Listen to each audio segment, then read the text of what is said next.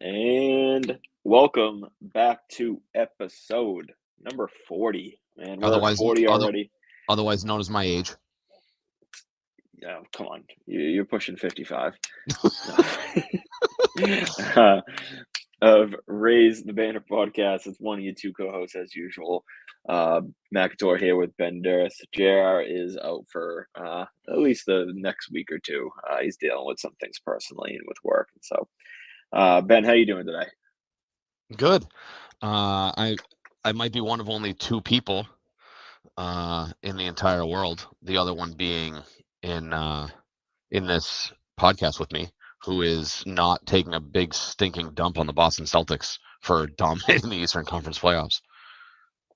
Yeah, the national media, and I mean, that's where we'll start off, I guess. So the national media it's almost like they're like, let's team up and create this anti-Celtics agenda so that, I mean, their job is to push, media and headlines and create the stir and all that type of stuff. Um, but the national media has been pretty hard on the Celtics. They're 12-2 through the first three series. They're heading into the finals after sweeping Indiana. They are 7-1 without Porzingis into the mix. The basis of this is Did he play game 2 against Miami? I forget off the top of my head, to be honest with you. I'm not. I'll look it up real quick. Yeah, off the top of my head, exactly what game he played, but I don't think know he what. played game 2. I'm not sure when he. Well, they're I'm not 7. sure. They're 7-1. So, But that what I saw. which means he would have had. I wasn't sure when he actually went out. Let's see. I think it was early in the Cavaliers series. He played the whole Miami series? I believe so. I think it was very early in the Cavalier series. Let's Because see. I think the original talk was he was going to be back for. Yeah. So game 2, game 2 against Miami, he was 1 of 9. Yeah. So. And Yeah, I mean, anyways. his plus minus was -32. Not a good game for him. Yeah, big picture. I mean, we've seen, what they did to Indiana. None of the games were blowouts. Put it this way, props to Indiana. They gave the Celtics their best shot every night. Well, they had the second highest scoring offense in the history of the NBA this year. So, like, of all time. Yeah. So, yeah, like they're a young team. They got a lot of young players. Halliburton was out for the final two games. And a half. Yeah, all around. I mean, they gave the Celtics their best shot, and it's all about how you choose to look at the whole scenario. If you choose to look at under the like Michael Felger, Tony Maserati, like that world, Nick Wright, like those guys, where it's like, I am going to be so blatantly objective that they will want to say that it becomes anti the other way, in the sense that they were supposed to dominate every game. Like that's basically their mindset. What are you like? What I think we are kind of pretty similar in how everything happened. But what are your overall thoughts on how the Celtics have played? I guess through what has been 14 games so far in 3 series. So, the word that comes to mind, and I'll dive into it in a little bit, is inconsistent. I know it's kind of negative considering they went 12-2 and just swept the Eastern Conference Finals, but I feel like, and we all know the NBA is a game of runs. Teams go on, miniature to large runs all the time.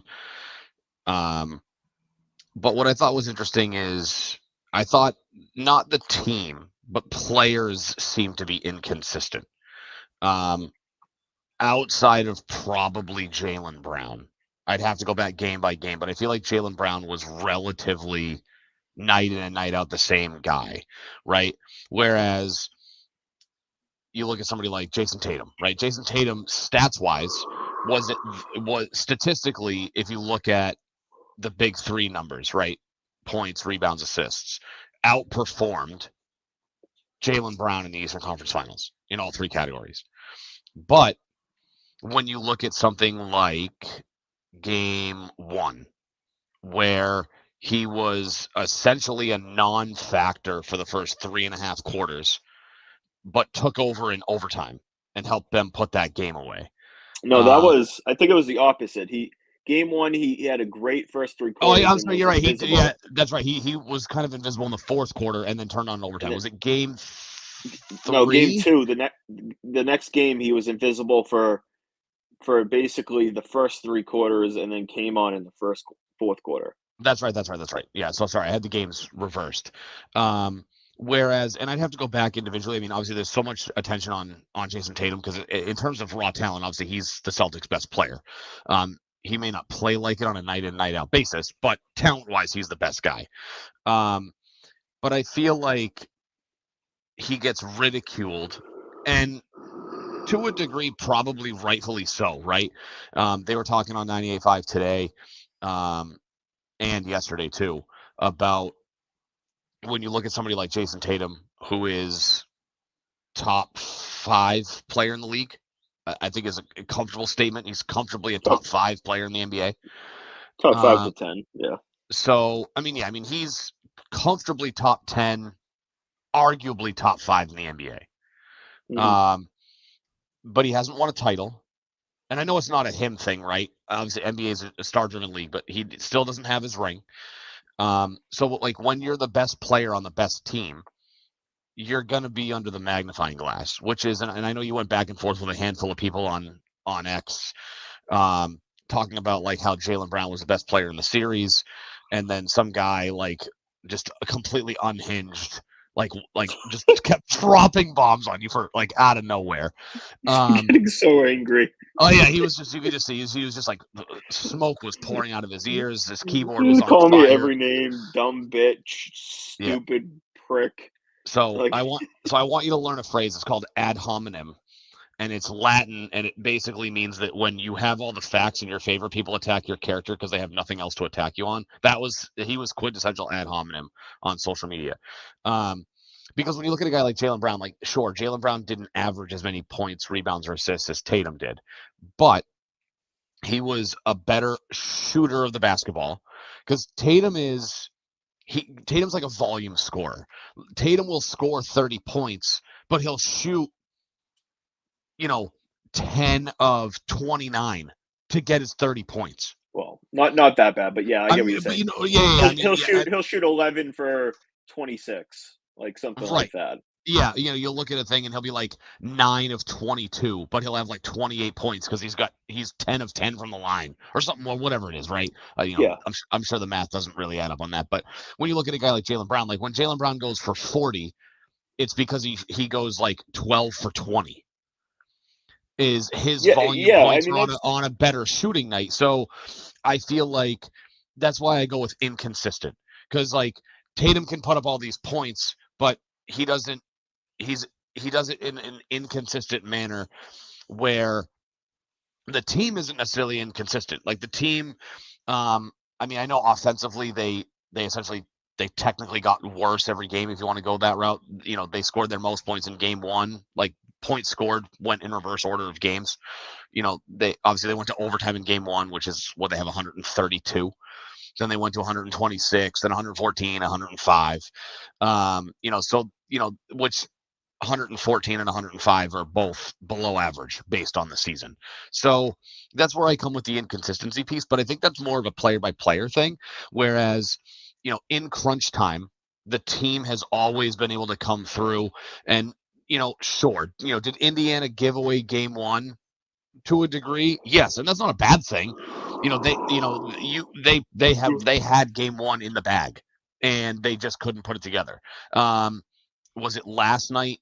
They didn't score over the last 3.5 minutes. Not last night, 2 nights ago. They didn't score over the last 2.5 minutes of the game. And I'm sorry, Monday night. Get my timeline mixed up here.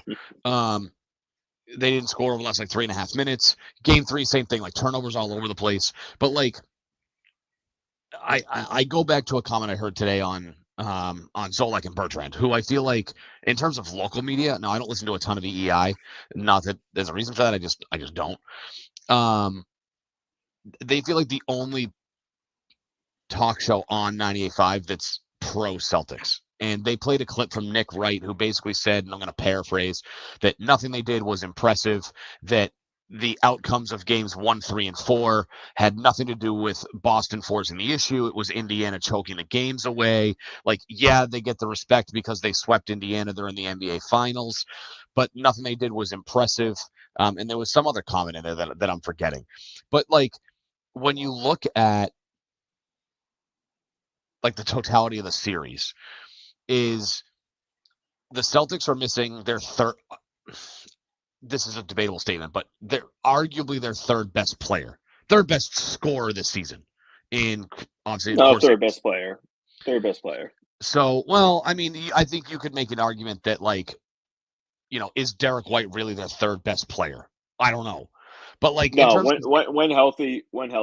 Porzingis is.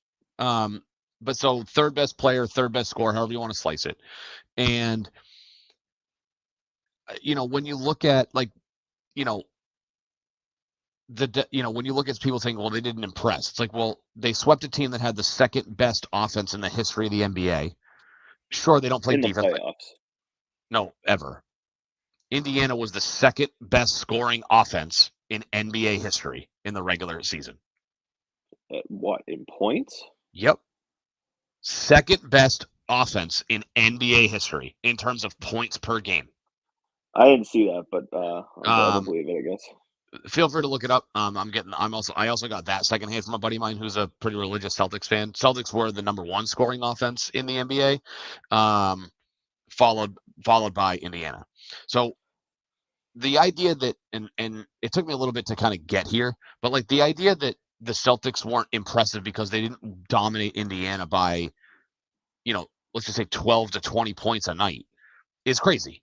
Like, I think like what impressed me is if you go back and look at the Celtics historically, turn the clocks back even 2 years.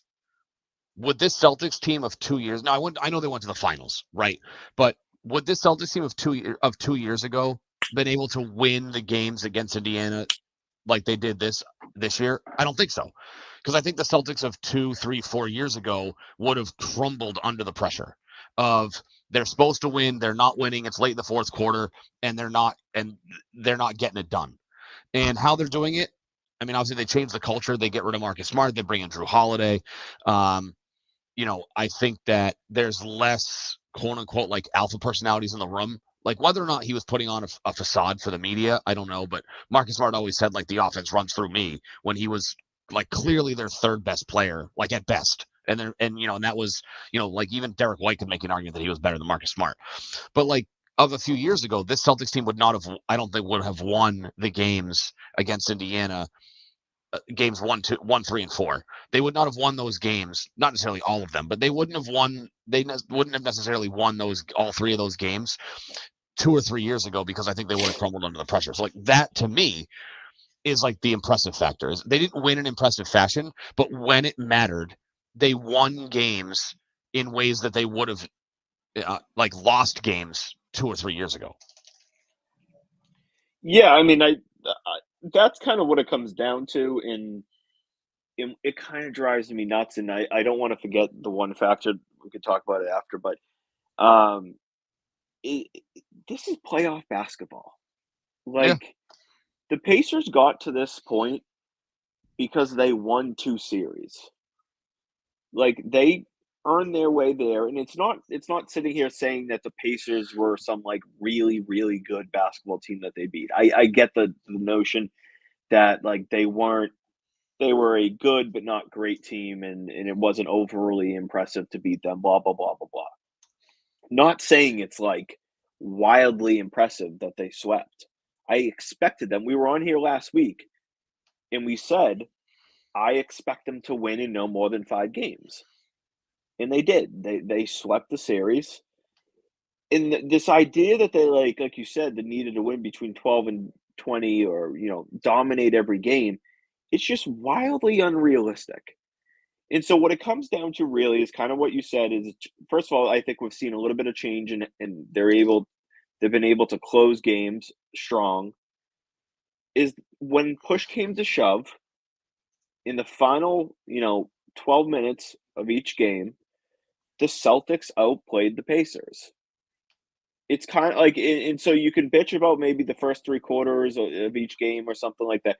The Celtics outplayed them when it mattered most, significantly. I mean, we saw that. On numerous occasions, we saw that. They significantly outplayed the Pacers and when it really mattered most, and so you could say, "Okay, they didn't have Halliburton for the last 2 and a half games." Again, put Halliburton on the Pacers for the last 2 and a half games and give us Kristaps Porzingis. What would happen? The Celtics would have probably beat them by even more. The same Yeah. concept was Yeah, it's like if both teams are fully healthy, yes. And real quick, yeah, not to backtrack, I did look it up. Um, it may have been in a postseason because the yeah, they were Pacers like had the this most efficient or it had something. they had the sixth most points scored in a single season, and this year they led the NBA with 123.3 points per game, which is the sixth best mark in NBA history. Okay. Yeah, Um, so, so not yeah, no. I mean, that's good, obviously. Uh, correct. not to really kinda, I guess, lose my train of thought, but it it's just driving me nuts when I hear like the media act like, again, I'm not saying that the competition that they faced was like great, but if you put Jimmy Butler on Miami, the Celtics are winning that series. Yeah, like Maybe it goes one Jimmy more game, like I was gonna maybe. say Jimmy Butler is probably worth up to one additional win. Yeah, and the one game that Miami won was a game that they shot 53% from deep. Like, Right. sometimes you're just gonna run into a team that does that. You went to Cleveland, they lost game 2 against Cleveland, they shot like shit. Like, again, it happens. Yeah, well, and Like, not they only had a that, but game. didn't Cleveland also shoot lights out in game 2 also? Yeah, Like, they shot like not Miami good, but, like, they shot they really, they really shot well. pretty well, and, like, they had a good shooting night, like, they probably shot, above average, and the Celtics shot they were shit in game 2. And so they came in, okay, like, it happens. Like, there's gonna be nights where you maybe you don't have it and stuff like that, and so and that's where we talk about, I guess, the consistency level that has been a little bit at their fault is Tatum has had a couple down games. White has had a game or 2 here and there where he's kind of disappeared. Horford had a little bit of a rough ride for a few games. Uh, but one thing that I like going into the finals is the final over the last 4 games, Drew Holiday had a phenomenal Eastern Conference Finals. He was his role with the Celtics is a complementary offensive player that plays good defense, takes the shots that are given to him, but doesn't force it. He was phenomenal in the Eastern Conference Finals. Horford, again, Horford was great. He had a really good series against Indiana. Like you said, Tatum had a little bit up and down first 2 games, and then he had a good final 2 games. And Jalen Brown and to go back to Brown winning the MVP of the Eastern Conference Finals. The debate between Tatum and Brown are pretty simple. First of all, this argument that Tatum had more rebounds. Tatum plays and guards different spots than Brown. Brown typically guards either the 1, 2, or 3 on the team, and he's usually up around the perimeter. Tatum does the opposite. He typically guards the 3 or 4 on the team and is generally more down low than up top. Therefore, he is going to naturally get more defensive, like those rebounds that go easy up in the air. Everyone's already running down the court, and he gets the layup and brings it up. Right. Like it's just natural. And especially in today's NBA, even as a 3, he's what? The second, maybe third tallest person on the floor at any That's the given thing. time. He's also often playing the 4.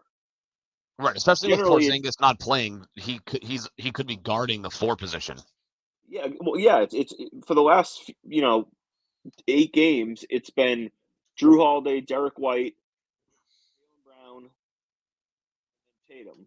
Like Tatum's been playing the 4. So he's going to naturally get more rebounds. So like, okay, Yeah. like I don't know, maybe he's a little bit better rebounder than Brown, sure.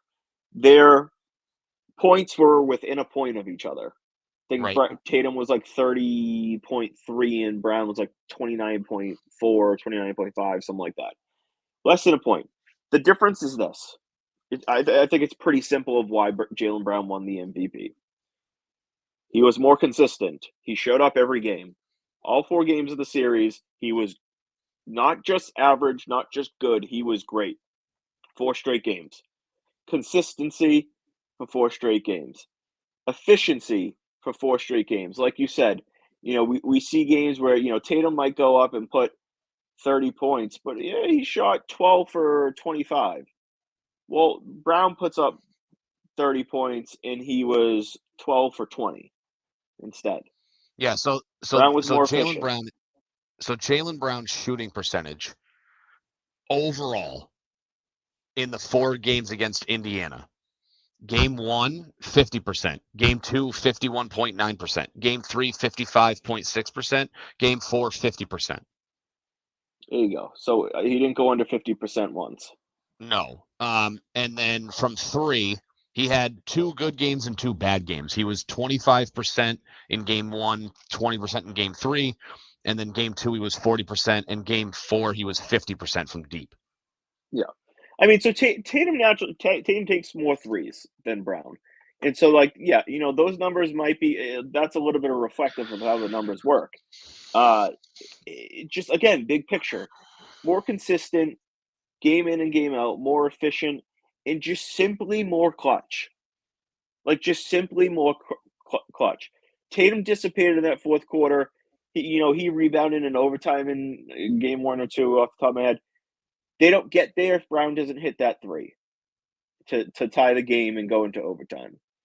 Game 4, they win. What happens? Jaylen Brown walk up 3, ties the game. Jaylen Brown down the other end, blocks the guy going the basket. Jaylen Brown comes down, dribbles, hits Derek White for an open 3 to take the lead. He Yep. was, and that's those are just 2. The other 2 games, he was good, really good when it mattered most. So when you're looking at the MVP, you say, okay, I have a guy who put up good numbers but was inconsistent and not super clutch, and then I have a guy that put up the numbers, was consistent, and was super clutch. It's pretty simple. And it's not a knock on Tatum because I'm not saying he had a bad series or anything like that.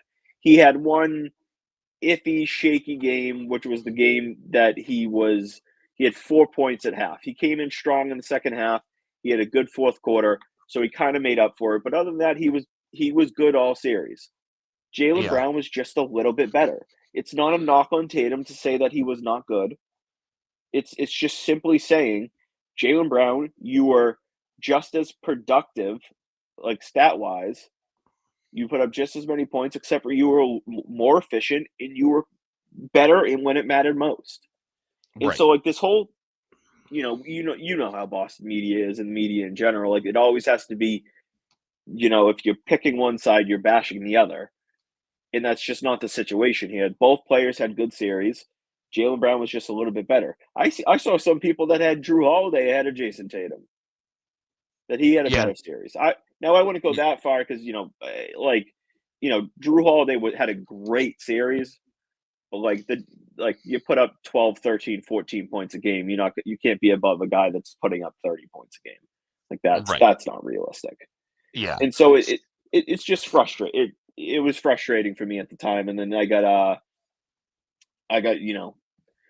good old Andrew on Twitter calling me every name in the book. He's freaking out over it, blah blah blah. And I'm like, first of all, it's not that serious.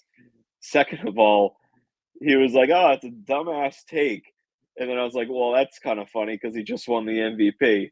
I was like, "Well, clearly it's not the Yeah. dumbass And take and and, if and for more people agree with me than you." Yeah, and for what it's worth, so there's 7 voters for conference finals MVP, and No, it there's more was than that. I think there's 9. Was it It was 9? 9, and it was And it went 5-4. yeah, okay, that's what it was. I don't know why, whatever, 7-9 doesn't matter. But yeah, it was one vote off. So it's not it's not like Jaylen Brown was that much better than Tatum. It's just No. it probably what tipped the scales in Brown's favor is he showed up, and I'm not saying Tatum didn't do this, right? Again, just because we're praising somebody else doesn't mean we're bashing the other guy. Correct. Is the separator, in my opinion, is when you look at game 4, Brown split 2 defenders, lost control of the ball, found Derek White in the corner. Derek White breaks the 102 tie, and that essentially becomes the game winner. Well, that and the 2 plays prior. The And blocking, correct. he hit the 3 to tie. Correct. But yeah. I'm just saying like what it culminated in, right? And then you have in game 1, he hits the game time 3 to send it to overtime with a second and a half left on the clock. And so that's the separator. And yes, Jason Tatum took over the overtime period after he wasn't there in the 4th. I think he have 10, 11 points in overtime, and that was obviously the difference. But like that to me was probably the separator. You know, if a couple of those plays are Tatum's doing, Tatum probably wins the MVP. So you there? Yeah, I'm still here. Okay, I couldn't hear you for a second. Oh, you got me back now. So yeah, I mean that's probably that to me is the separator. Is that Brown made a few more plays in the clutch that led to either tying or go ahead baskets for the Celtics than Tatum did. Yes, Tatum sort of in the clutch in game 1 took over overtime, but they got to overtime because Jaylen Brown was clutch in the 4th quarter and sent the game to overtime. So again, it wasn't like a split. It was obviously a split decision. I don't think it was clearly Jaylen Brown over Jason Tatum or clearly Jason Tatum got snubbed on the MVP. I think you could make a legitimate argument for either one. It's just that, the aggression on social media that somebody who said Jaylen Brown was MVP, it's not warranted how aggressive people can be because obviously he won, and there's a legitimate argument for both sides. Like there's no argument that says Jaylen Brown didn't deserve the MVP because he did. Obviously, he won it, but clearly it was close. And so I just think like the aggression that like anybody who says that Jaylen Brown was the right choice for MVP, and they're just crazy if they're going to jump down your throat and say that you're wrong.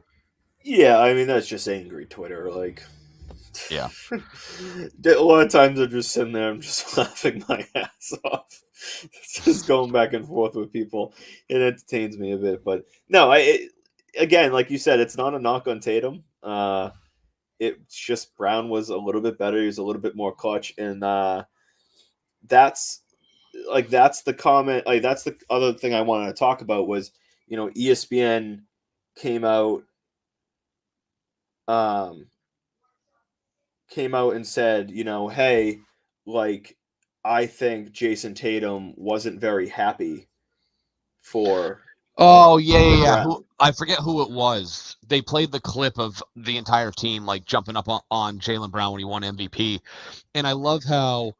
And if you can pull up the video, you'll see this. I love how they like highlight Jason Tatum's face after he's done, like being elated that Jaylen Brown had won and being happy that they won. That like after everyone stops jumping up and down and like slapping Brown in the back of the head, on the back, whatever, that they just zero in on Jason Tatum's face after everyone's done celebrating. They're like, look how unhappy he is. It's like, well, why don't you go look at what he just spent the last 15 seconds doing when he's with the team jumping up and down, like going nuts for Brown winning the MVP.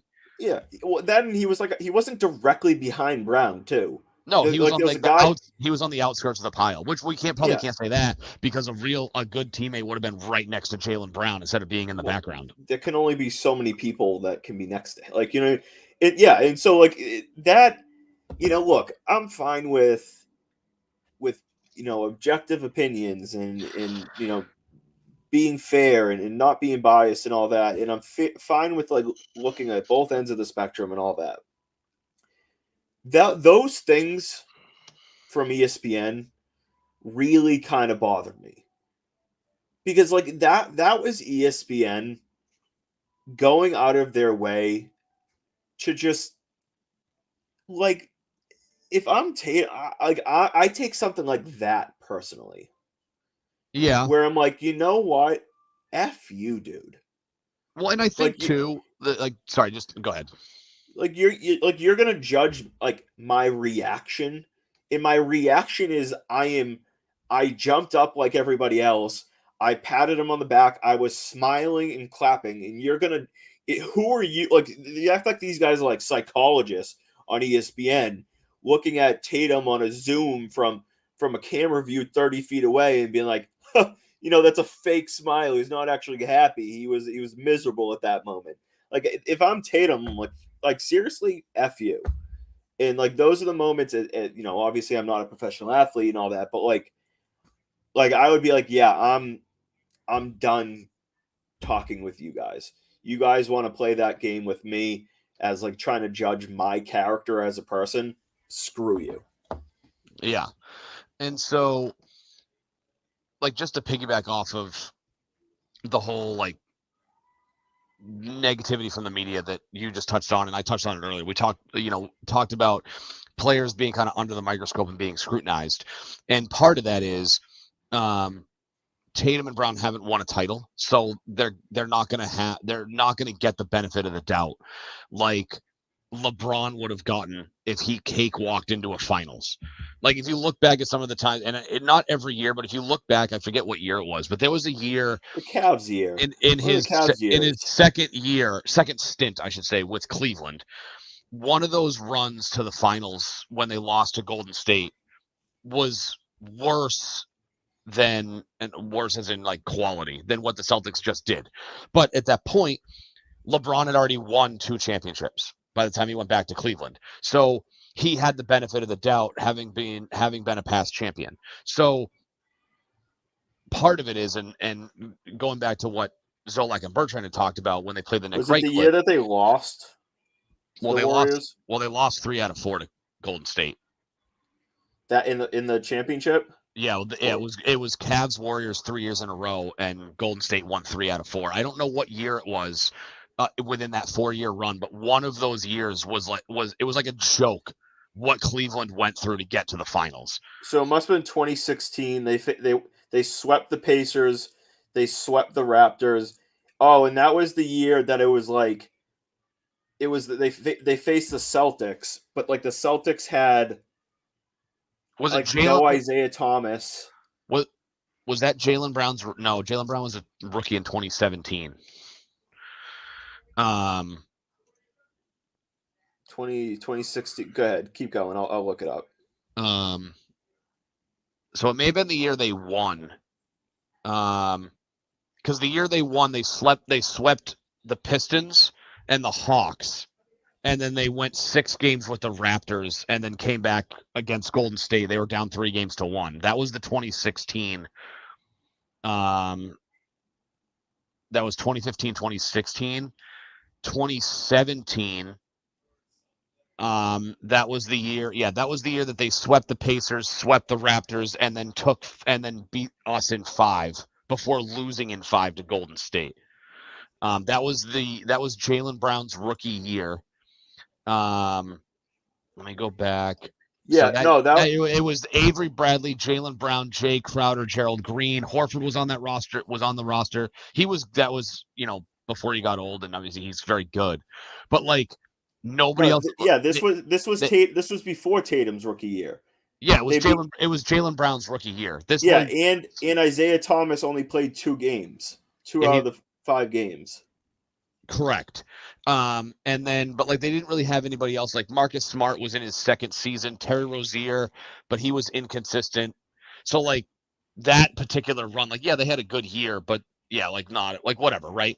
But the argument was, would Nick Wright, have done this to LeBron during those Cavs years? And the answer is absolutely not. And like you can take Nick Wright out of it. It can be, take Nick Wright out, fill him in with anybody.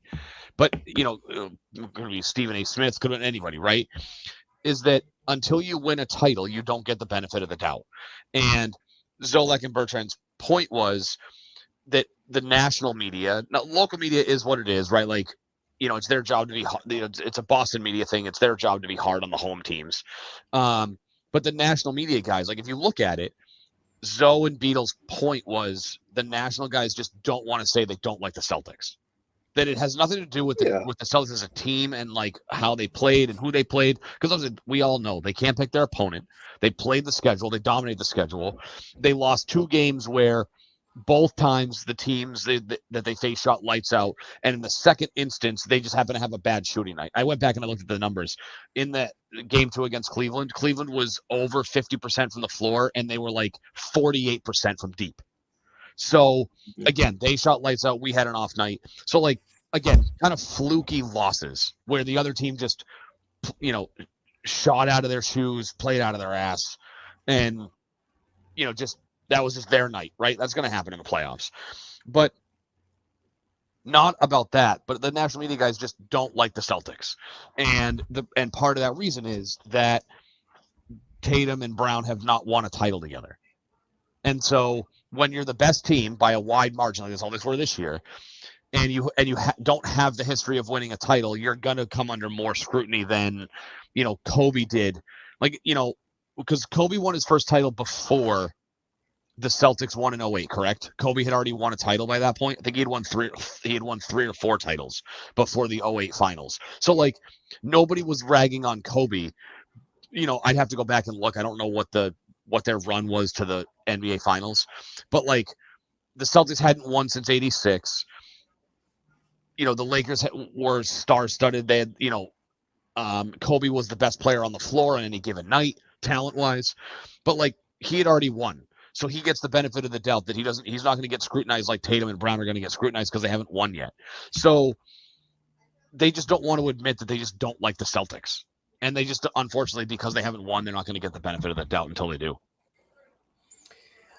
And I get it. Like I saw a few people, they were talking, like you said, you were talking about like they were getting a little bit of like the LeBron and MJ treatment and all that. I get it. But like, Tatum's not at their level. Like MJ and LeBron were like seen as like the solidified best players in basketball year in and year out, like even before they won it. And so like he's kind of getting that treatment, and I get it to an extent, but like it just doesn't make a lot of sense in the big picture of why Tatum is getting that treatment. He is naturally, I think, kind of created this like dislike around the NBA from opposing fans, and I don't really get it. Like it's not like he's like some dislikable guy. And so like it annoys me to see it, but I mean I don't really give a shit in the big spectrum of things. It just bothered me, like I said, like going back to the ESPN thing, and they were talking about it, and I was like first of all, if I'm Tatum, I'm just like screw you, I'm not doing anything with ESPN anymore. But it's not like I don't even want to claim to be part of the media. We're a small podcast right now, whatever. But like, it just like it's kind of a punch in the face to Tatum. It's really like that's how I would feel if I was him, where like they took it to a level of like just blindly judging this dude's character in like motivation as a player, and it just was, I don't know, it just really rubbed me the wrong way when I saw it. I think it was really like a low blow approach by ESPN, and so they're just grasping at straws at this point. They're looking for something to be negative about the Celtics because when a team goes through the playoffs, and again, like we've kind of beaten the horse to death at this point, but like when you win 12 out of the 14 games you play, and the 2 losses were fluky, and you're the best team in the NBA, you're back in the NBA finals, and prior to the season, especially after they signed Porzingis, the narrative around this team was if Porzingis is healthy, it's finals or bust. So like nothing the Celtics could have done during the playoffs, and I wholeheartedly believe this, nothing they could have done throughout this playoff run up to this point would have made somebody go, like, wow, that was impressive. Short of winning every game by 30 points and sweeping every single round. Because and what I talked about prior, and I think we mentioned it last week, this team without Porzingis is, like, on paper, worse than it was last year. You took off Grant Williams, Marcus Smart, and Malcolm Brogdon, and you added Drew Holiday without Porzingis there. Like, personally, I would, Rob Williams. You took off 4 of the team's top 8 players and replaced them with just Drew Holiday. If you want to talk about, without Porzingis. So right. The fact that they went 7-1, and I get, like, you could argue that it wasn't like the Bucks with a healthy, Giannis or a healthy Butler in Miami, blah, blah, blah, blah, blah. The Celtics finished 14 games above everybody else in the East. 14 games.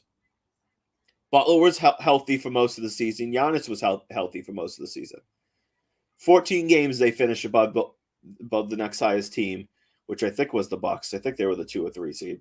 The Knicks were the 2 seed. They were the only team that finished with. Okay, then the Bucks just missed out on it the last game or 2. Yeah, Bucks had 49 wins. Yeah, so it's not like they're, like, the way the media puts it is they're almost acting like the Celtics were, they got the 1 seed by like a game and a half, and then all of a sudden, the 2 seed team got injured and the 3 seed team got injured, and they kind of cakewalked their way there.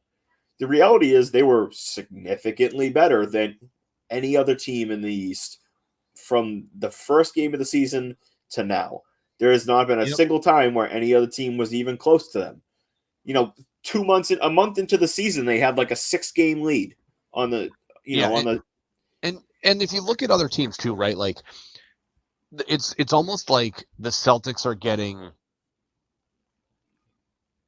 like, bashed for having talent on their roster, right? Like, every team goes through injuries. Like, Porzingis only played 58 games ish, somewhere in the high 50s.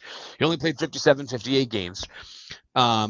It's just that when Porzingis gets hurt, the Celtics still have their 2 best players. Like, when Jimmy Butler gets hurt, Miami doesn't have their best player. When Tyrese Haliburton gets hurt, the Pacers don't have their best player.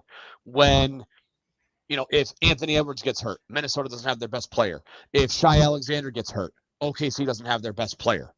And the drop-off, right, like, obviously I'm not saying, like, the Celtics didn't lose Tatum or Brown, but the drop-off for these other teams, losing a player of that caliber is massive.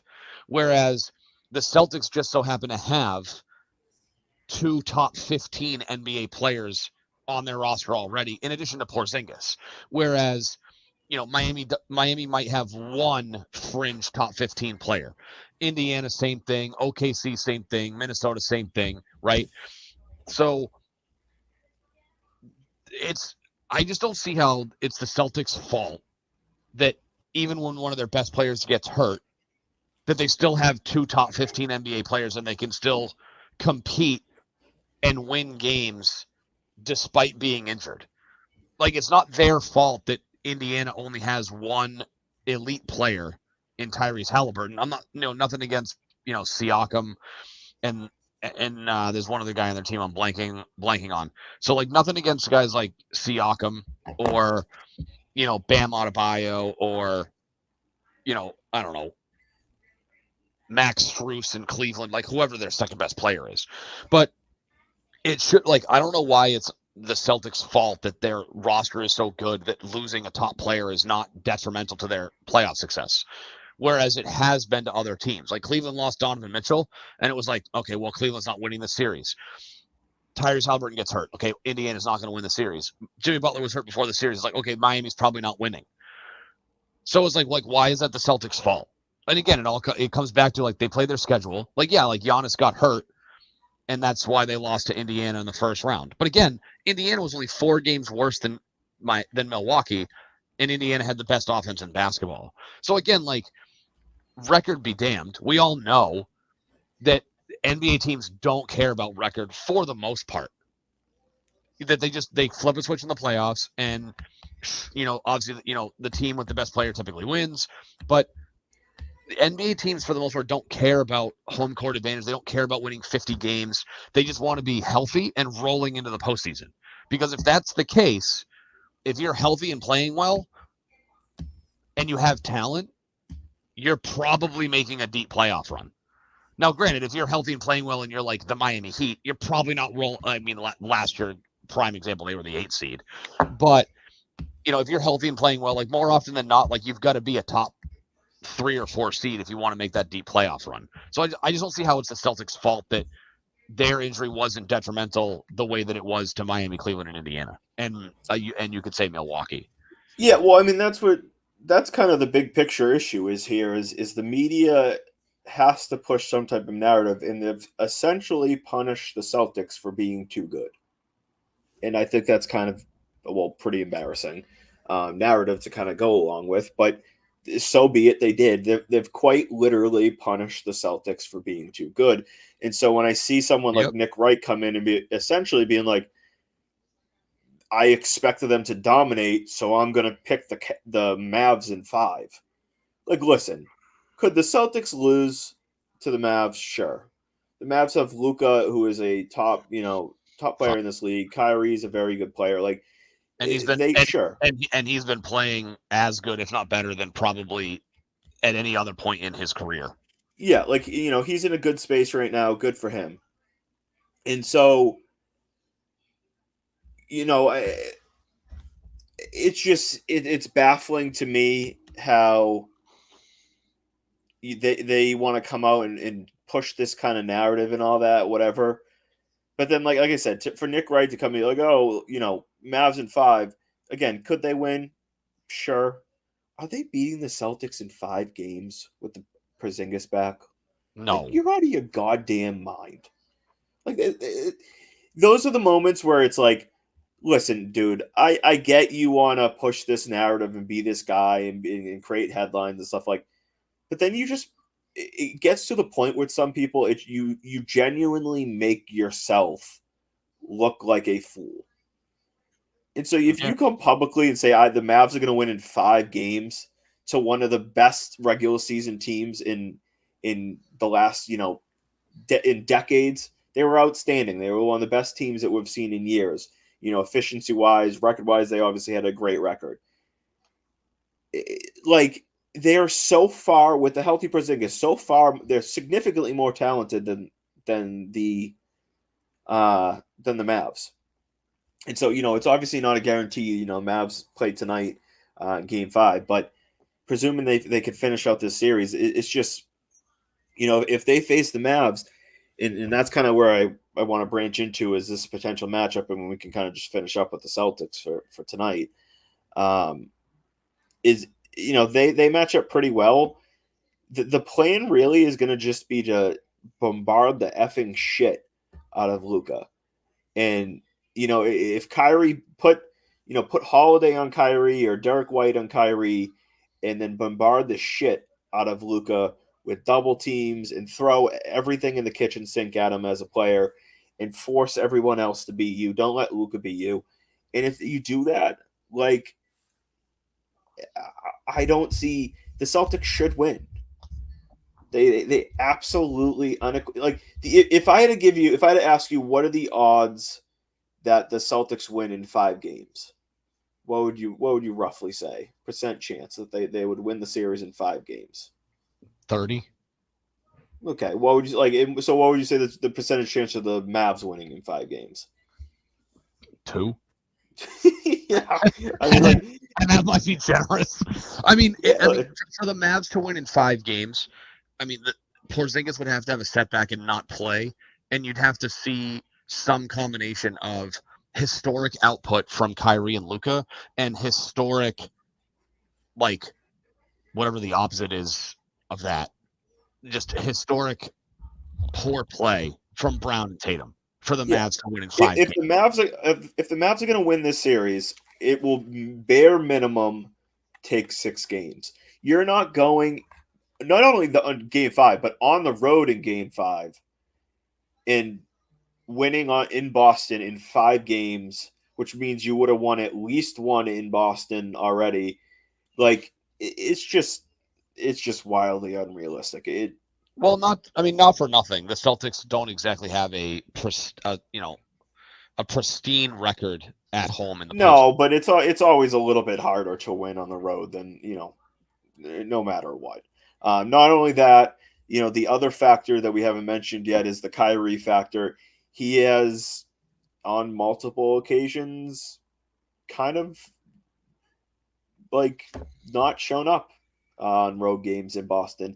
He obviously has this long history now with the Celtics, with all promising to resign and not resigning, and again trading and trashing Boston, and the whole trying to not witchcraft sage or whatever the arena, and then stepping on Lucky at the the logo in the center and all that. He's got a bad reputation. The crowd's going to be brutal to him. The question really for him is, how is he going to respond?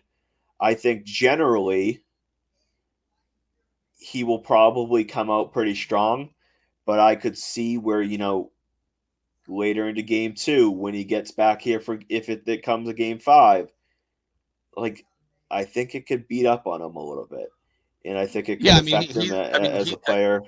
Yeah, early on, he's going to get booed relentlessly every time he touches the ball. Every time he touches the court, he's going to get booed relentlessly. The people that have, not courtside seats, but like right behind the Mavs bench, like he's going to be hearing that, three, I shouldn't say 4 times because that would insinuate a 7-game series. It's possible, right? But he's going to hear it from the fans on a night in, night out basis every time they play in Boston. I think he could come out strong in Game 1. And I would say if he doesn't, he may become a non-factor in the series if he just comes out flat. Obviously assuming Dallas wins, right? Game 5 is tonight. But big picture, and they talked about this on sports radio a week or so ago about, and this was going into the conference finals round of what's a worse loss, losing to Minnesota or losing to Dallas. We talked about this a couple times. Obviously losing to Dallas is worse than Minnesota because Dallas is a worse team, sort of like they're the lower seed. They didn't win as many games as Minnesota did. But having said that, like the emotionality of losing to Kyrie kind of weighs heavy on that.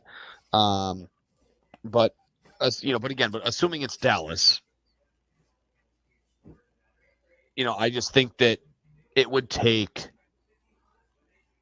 consistent, like average play from the Celtics and pretty consistent top tier play from Dallas for this to be like Dallas winning in anything less than 6 or 7, anything less than 7 games. Yeah, if the Mavs win this, go on to face the Celtics and were to beat the Celtics, there's the bare minimum is 6 games. Like the bare minimum, it's taking 6 games. The Celtics aren't dropping 4 out of 5 games against this team. The Celtics simply, and again, this is presuming Porzingis is back, and even without Porzingis, I wouldn't see them dropping 4 or 5. But yeah, without Porzingis, I would say like to expect this to be less than 6 games would be unrealistic. Like if everyone's fully healthy, which we would expect him to be, there was rumors that he could come back for Game 4 of the East Finals, and then obviously when they're up 3-0, there's no point in bringing him back unless things go haywire against Indy, which they never did. But assuming Porzingis is fully healthy for an entire series, like I would say that the odds that the Celtics win in 5 are probably the favorite over any other outcome in the series. Yeah, I mean, I would guess that that's probably the highest, right? Like, and if there is no Porzingis, like I'm gonna guess no one's picking a 5-game series. It's that somebody would pick, and I would still even say like probably Celtics in 6, Celtics in 7, Mavs in 7. I would say without Porzingis, I would go Celtics in 6.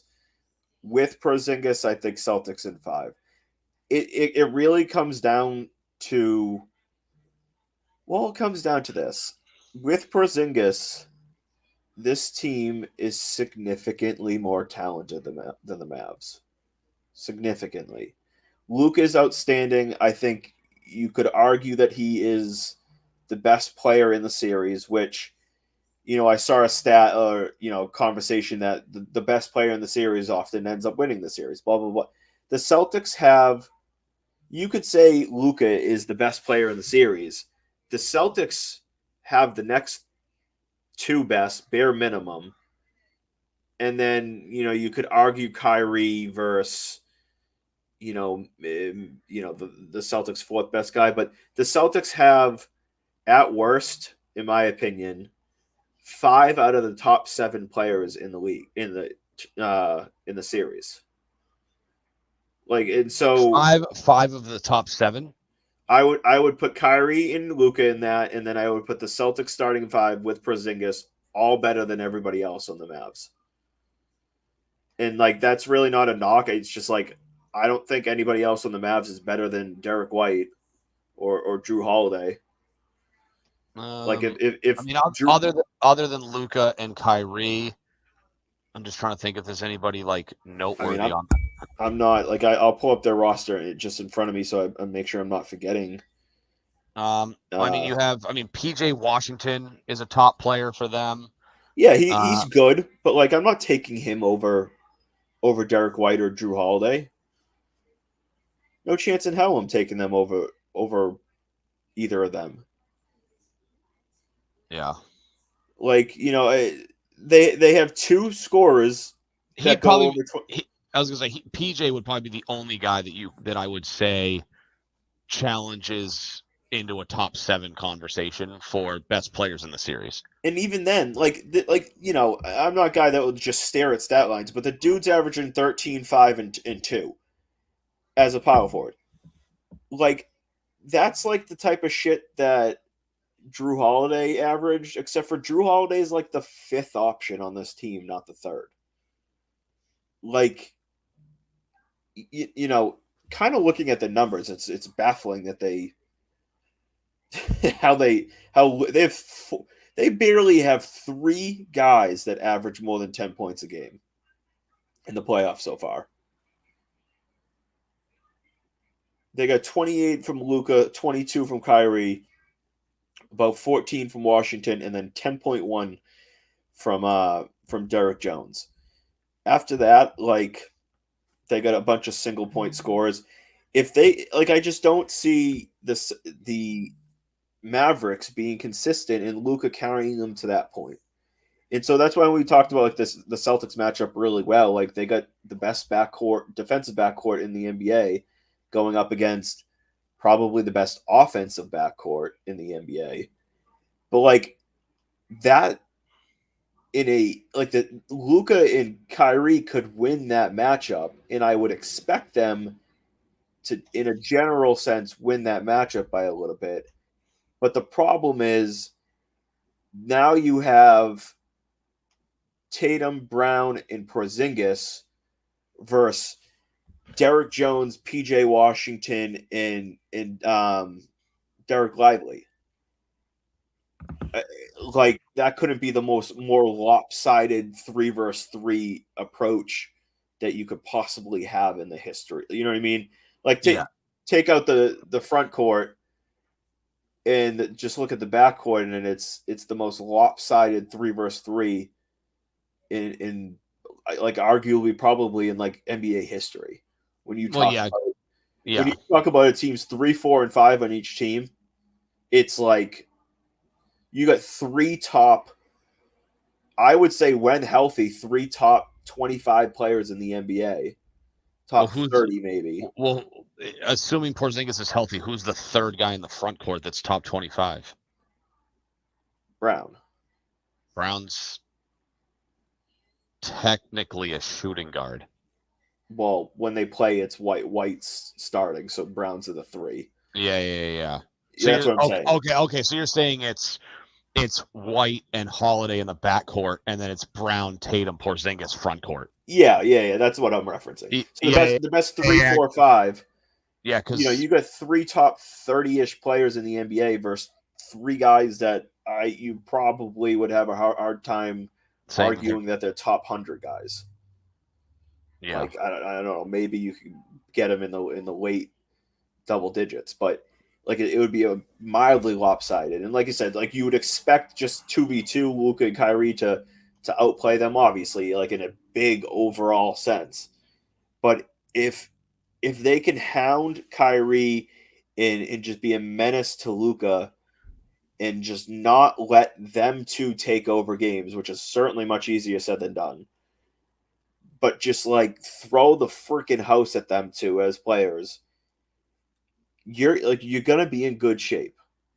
You're gonna be in good shape because if you can limit just one of them per night, the other one isn't gonna single-handedly beat you. Right. It's not gonna happen. And I would expect Holiday to keep Kyrie in check. I think they're gonna put Derek White on Kyrie. I'm sorry. Well, I think Holiday's a little bigger, so he's gonna be. I think he's gonna go on Luka, and they're gonna throw the house at Luka with double teams and traps and all that type of thing, and they're gonna basically tell Derek White is just like, dude, just play the best defense you can. Yeah. And if Kyrie goes and he's dropping 25 a game, but Luka's dropping 20, 22, 23, like, and he's shooting 40, 45%, like, you can live with that. You're gonna win basketball games doing that. Yeah. So you think Derek White takes Kyrie and they put Holiday on Luka? Yeah, that's just my guess. Is how they approach it, and then they'll throw Brown on Derek Jones and Tatum on PJ Washington. And then Porzingis, assuming he's healthy, Porzingis or Horford would take Lively. Yeah. And so, in a big picture, I don't see, with a healthy Porzingis, this team, like the Celtics are just too talented in a 7-game series. And when we talked about championship in Boston, nothing like that changes with the healthy Porzingis. If Porzingis had a setback or got injured again, like it's a little bit of a different conversation. I would still expect them to win, but with a healthy Porzingis, it's 100% championship or failure because they are a better team than Dallas and they should win the series. And in my opinion, with Porzingis, it shouldn't take more than 6 games. Yeah, and I would say even without Porzingis, I think I would pick them to win even without Porzingis. I would say I said that backwards. Even with Porzingis, because I would expect after all this time a little bit of rust, I'd probably still say Celtics in 6. Yeah, I mean, I'll take, like I said, with Porzingis, I'll take Celtics in 5 again. I think they'll take, it'll be one of those where they take both games, I think, at home, and then they drop maybe game 3, back in Dallas and stuff like that. Well, game 2s haven't really treated them well this postseason. They've lost 2 out of 3 game 2s. That's correct. But even without Porzingis, yeah, if with Porzingis it went 6 and the Celtics won in 6, like, so like it's the finals, like of course that could happen. But without Porzingis, I would take the Celtics in 6, and again, it could easily go 7, especially without Porzingis. But big picture, this team just like with a healthy KP, it shouldn't. They're significantly more talented than Dallas. They need to bombard Luka, and if they do that, it can just, you're not going to stop him. You just need to limit him. And so, unless there's nights where we saw like in Cleveland when like Marcus Morris was going off and Darius Garland and those guys and Strauss and all that, like unless you have a night where Dallas, one of their second tier guys, is going off and you just don't have it as a shooting team that night. Like, yeah, you could lose a game like that maybe. But that's where if I'm unbiased looking at both sides of it, is I don't think that Dallas has those guys that can come out and drop 20, 25 points a night and be that surprise player of the game and maybe steal a game because you outplayed and you kind of shocked everybody. I just don't see that they have that. And with a healthy Porzingis, the Celtics, they're gonna be with those 5 guys, and especially Horford, if he's on shooting from 3 like he's been of late, you're gonna have 1 or 2 of them that don't have big games. Like it's just how the cookie crumbles. Not everybody's gonna be dropping 20 points a game. So game 1, you could have Derek White dropping 5 points and Drew Holiday dropping 17, and then the next night you could have it reversed. And again, as long as they're playing their best version of basketball, they're a significantly better team than Dallas.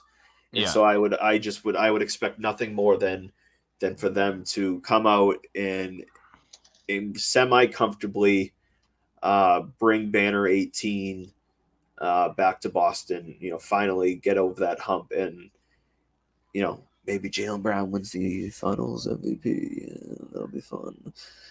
I can have some fun on Twitter if that happens. I thought there was something else going on behind the scenes. Oh God, dude!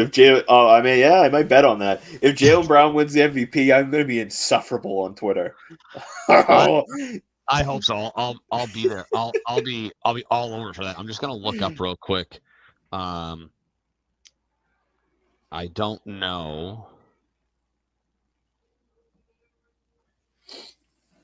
What are you looking up?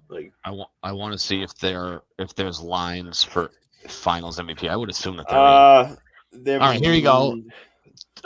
Finals MVP, Jaylen Brown, 3rd best odds at plus 600.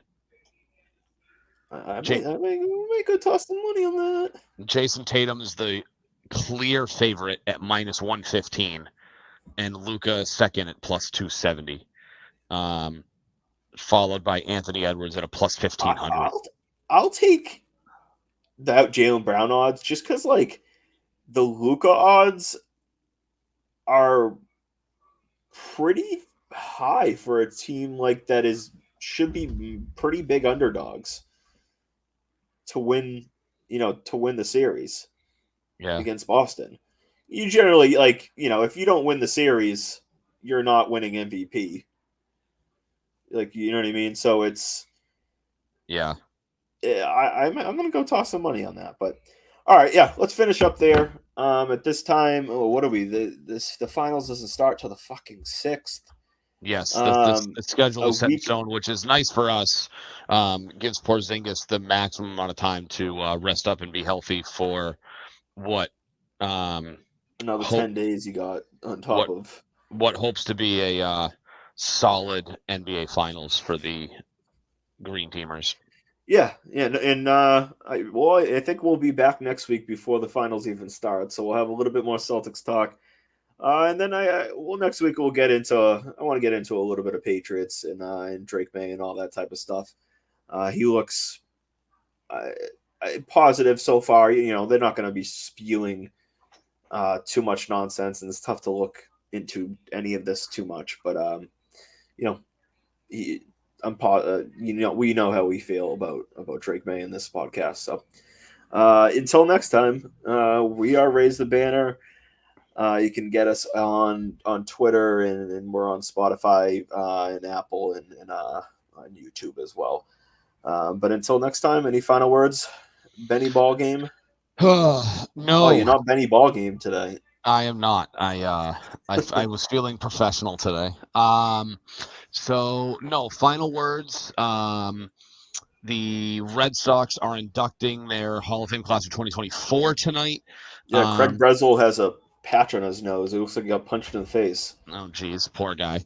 Maybe Papelbon took some roids beforehand and got angry. But yeah, so congratulations to Dustin Pedroia, Jonathan Papelbon, and Trot Nixon. There's a lady that got inducted. No disrespect to her, just don't know who she is. But good for you, whoever you are. So, Red Sox are kind of in a interestingly precarious situation. We can dive into that maybe next week. I know there's a little bit of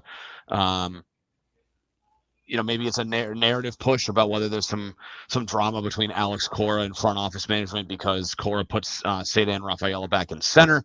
So the question is, was that because management told him he needed, front office told him he needed to, or did he do that because that's his normal position? We don't know. But yeah, Celtics, congratulations to those members of Red Sox Nation now in the Hall of Fame. Two guys that I really enjoyed watching before Matt was born because he's 12. But yeah, I mean, other than that, listen, old man. Till next week, I got to drink my prune juice. One quick thought: Burt Breer came out on final thoughts on early development on Drake May. It says his development is quote going great. Quote, the arm talent is there. What they're seeing is elite downfield accuracy. They're seeing an ability to go through progressions, and that he thinks that they're getting exactly what they hope for so far from him. And like I said, it's it's mini camp, it's rookie mini camp, but he basically just said that what they're hoping to see from him in development and improvement at practice, they're seeing that. So, I'm one of, if not the biggest Drake May stan out there. So, go Drake May. All right. Go Drake May. Go Pats. Yeah, go Pats. And go C's. And B's. And trade Allmark and find more offense. Yeah, and RS Red Sox. All right. Goodbye. Bye.